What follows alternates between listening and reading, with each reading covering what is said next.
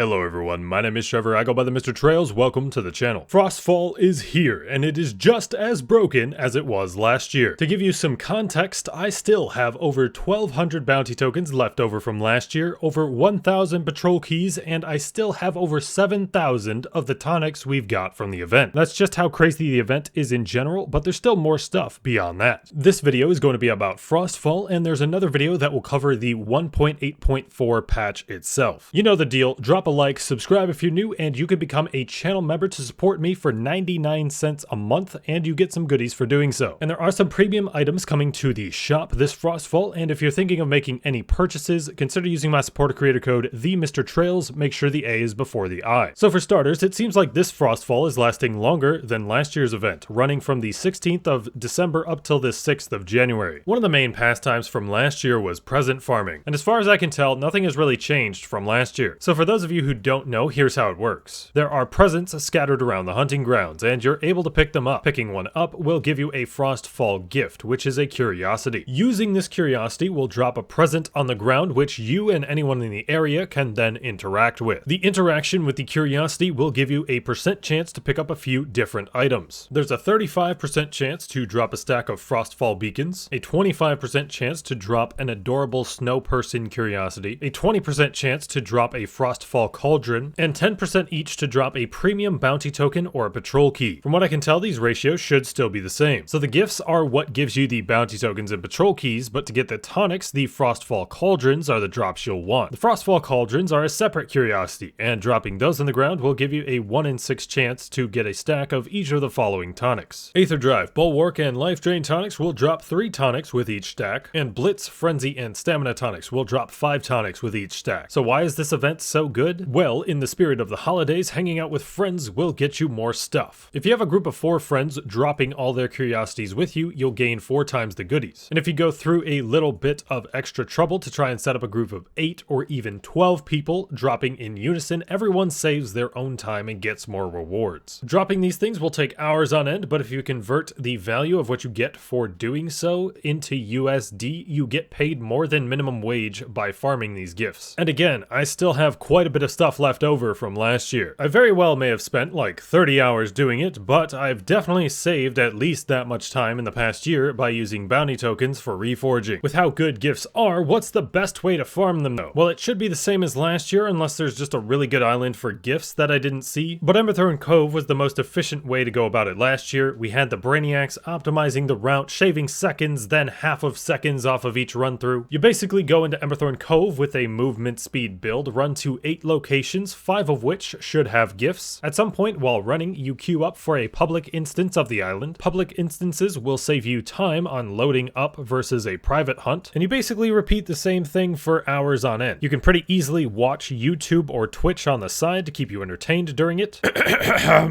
Twitch plug here. But besides present farming, what else is there to FROSTFALL? Well, of course, there are more event festivities, including the event store. The FROSTFALL mittens and all the sweaters and the original curiosities make a return. However, there's some new things in there. Something weird that's in here is the sit cross-legged emote. That's just kind of bizarre. But we've got a silver star, banner, sigil, and flare. We have FROSTFALL edition emotes of the NPCs around Ramsgate. We've got a partygoer character title. We have a Bells of Winter helmet transmog that will change your hairstyle, and the bells in your hair will jingle. We have a new Frostwings glider.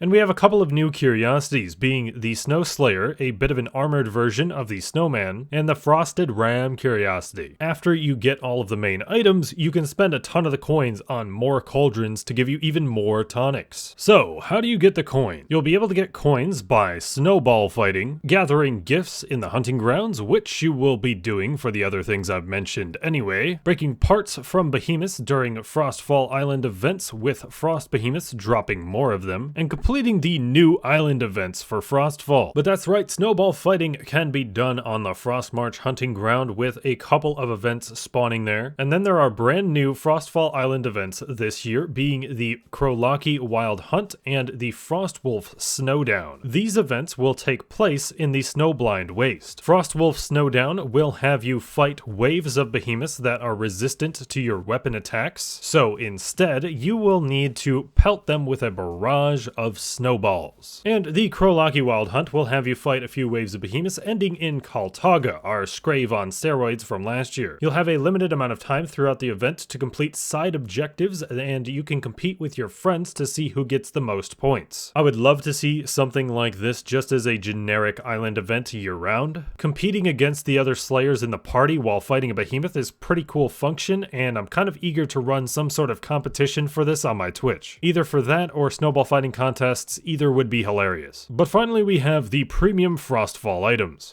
Code TheMrTrails.